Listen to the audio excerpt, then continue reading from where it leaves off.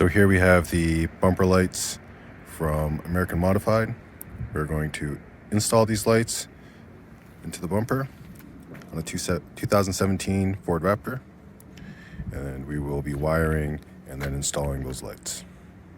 First began by identifying which wire is which in the wiring harness that comes out of the back of the driver's side headlight lamp.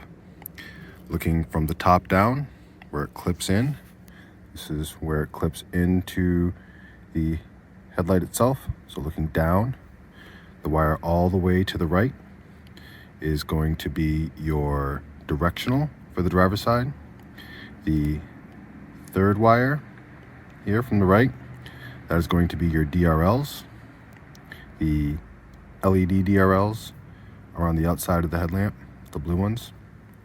This brown wire here, the brown stripe, that is going to be your headlight. And then the last wire here, the black and yellow, that is the ground in the harness. So I've just used quick connectors to dock onto those wires, and now we will install the light and hook up the lights. So installing the lights is very simple. They simply just push into the bumper,